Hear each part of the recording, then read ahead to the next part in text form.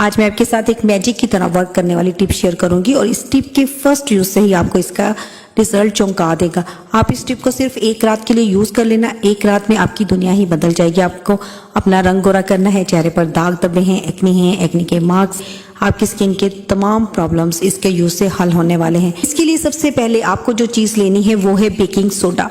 तो मैंने यहाँ पर 1 टेबल स्पून जो है वो बेकिंग सोडा का इसमें ऐड कर लिया है बाउल में।